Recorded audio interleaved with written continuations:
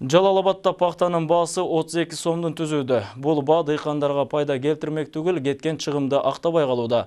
Ага ылайык дыйкандар ак алтынды эгүүнү токтотууну туура көрүшүүдө. Артка кеткен айыл чарба, мээнети акталбаган дыйкандардын акыбалы туңгуйукка кептелген.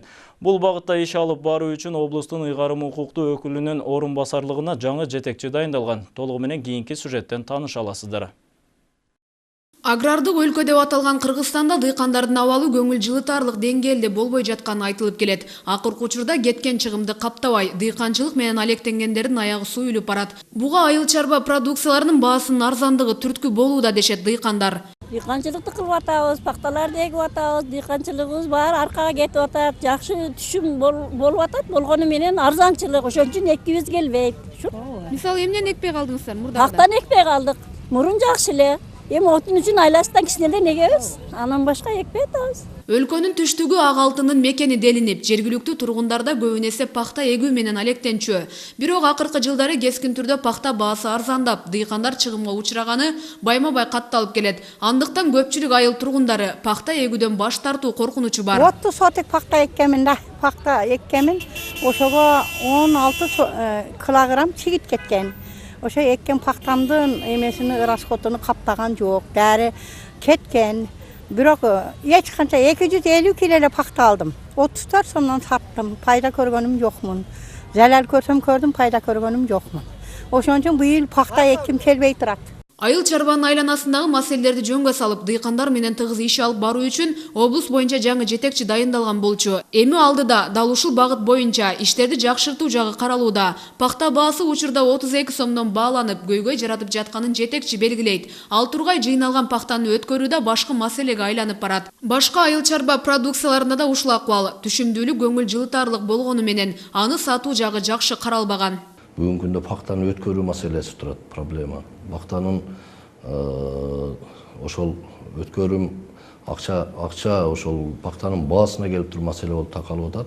Мына дыйкандар ушул мына бүгүнкү күндө 32 сомдон пактаны ушул өткөрүшкө аракет кылып, ИТО ошол дагы азыр бүгүнкү күндө потенциальный баягы покупательдер эмес. Ошол продукцияны өндүрүп алып, азыр өткөрүү маселеси чындыгында дыйкандарды кыйнап атат. Айыл чарба продукцияларын кайра иштетүүчү ишканалардын жоктугу белгилүү. Ал үчүн мамлекеттик деңгээлде көңүл бөлүнүп, чет өлкөдөн инвестиция тартуу аркылуу маселеге чекит койсо болоорун айтат. Келерки жылы бажы биримдигине кирген соң өлкөдөн өндүрүлгөн айыл чарба продукцияларын экспорттоо жагына көңүл буруу керек деген пикирде. Таможня союзга кошулгандан кийин ошол механизмден иштеп чыгышыбыз керек. Канча бир поставка кыла алабыз. Ошол эле учурда биз областтын өзүнүн элге кеткен баягы потребностун да эске алышыбыз керек. Элге бир жылга канча кетет, азыр ошону анализдеп атабыз. Андан сырткары элден ашкан продукцияны биз ошол таможня союзга кошулгандан кийин чет өлкөгө экспорттоого канчалык мүмкүнчүлүгүбүз бар. Ошонун дагы анализин жүргүзүп атабыз. Дагы бир башкы көйгөйлөрдүн бири сугат суунун жетишсиздиги. Бактыбек Анарбаев 23 жыл суу чарбасында иштегендиктен адис катары сугат сууну жетиштирүүнүн жолдорун издеп жаткан учуру. Элге чтобы ошол берилген суу эффективдүү пайдалануусу боюнча иш алып барылыш керек. Андан сырткары өзүңүздөр билесиздер, мына былтыр мындай жылдан баштап быйылкы жыл өзү кургакчыл жыл болду. Биздин область эле эмес, бул деген республика боюнча кургакчыл болду. Ошол баягы жаңы технологиялар келип атат, азыр баягы капельное орошение, тамчылатып сугаруу боюнча.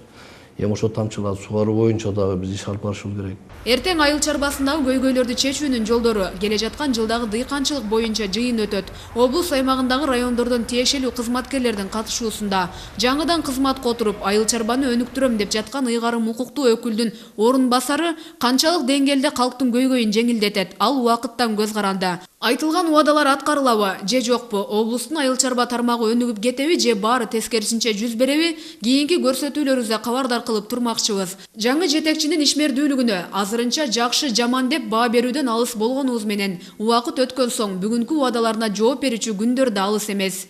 Азиза Пусурманкулова, Аскар Маматисаков, 7 канал.